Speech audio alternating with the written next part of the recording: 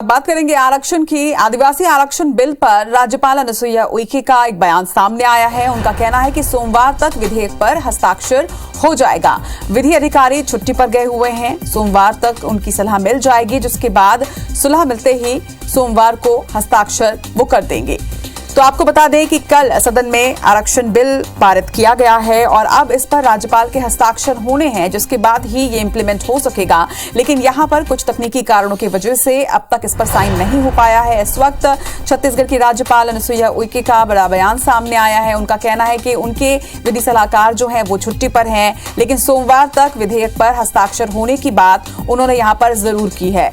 उनका कहना है कि उनके विधि अधिकारी इस वक्त छुट्टी पर हैं। सोमवार को जब वो वापस आएंगे, जिसके बाद उनसे सलाह मशवरा करने के बाद वो उस पर हस्ताक्षर कर देंगे। तो आरक्षण बिल पर इस वक्त राज्यपाल का ये बड़ा बयान, सलाह मिलते ही सोमवार को हस्ताक्षर करने की बात उन्होंने कही है। जो आरक्षण बढ़ाया है, पहले 58 था, अब आपने 76 कर दिया है। तो मुझे लगता है कि सोमवार तक मैं इसको कर दूंगी।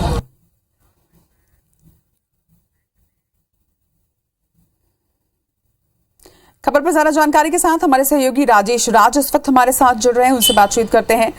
राजेश, जिस तरह से कल सदन में विधेयक पारित हुआ, उसके बाद जो वर्ग लाभान्वित होने वाला है वो काफी उत्साहित था और उन्हें इंतजार था कि जल्द से जल्द इस पर हस्ताक्षर हो, लेकिन तकनीकी कारणों की वजह से हस्ताक्षर नहीं हो पाए हैं। अब तक कहां पेच फंस रहा है और उसके साथ ही इस पर लगातार सियासत भी देखी जा रही है।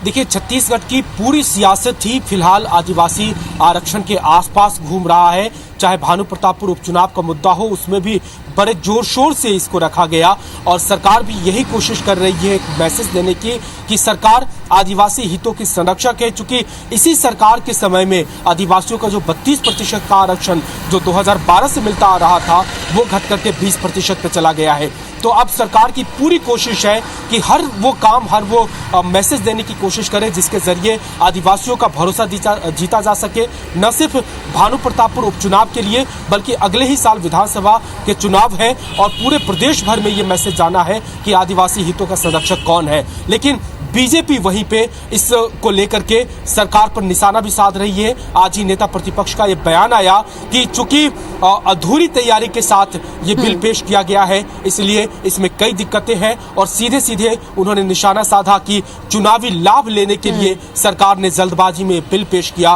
क्योंकि ये फैसला हाईकोर्ट का था, सितंबर में आ चुका था। जब भानु प्रतापपुर के उपचुनाव की घोषणा हुई तो आदिवासियों के सामने अपने लाज बचाने के लिए सरकार ने इस तरह की कोशिश की। लेकिन बिल की क्या स्थिति है, अभी आपने राज्यपाल जी का बयान सुना।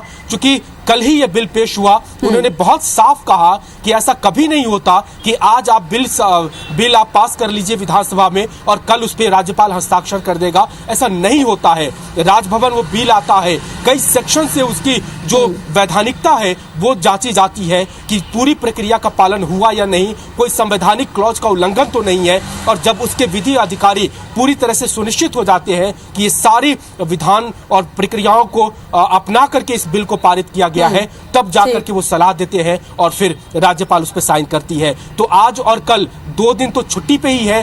परसों अगर विधि अधिकारी लौटते भी हैं तो क्या परसों में ही अपनी राय दे देते हैं या फिर कुछ और वक्त लेते हैं और उसके बाद राज्यपाल क्या रुख अख्तियार करती है, यही इस पे टिका रहेगा कि इस बिल पे आखिरी जो राज्यपाल का सिग्नेचर है वो कब होता है और उसके बाद ही कहा जा सकेगा कि राज्य के लोगों को इसका फायदा मिला या नहीं। जी, निश्चित तौर पर। लेकिन ये बिल्कुल तस्वीर साफ है कि मतदान भी 5 तारीख को होने हैं, हस्ताक्षर भी 5 तारीख को होने हैं। अब देखना है कि 5 तारीख को क्या कुछ होता है। तमाम बातचीत के लिए आपका बहुत बहुत शुक्रिया राजेश।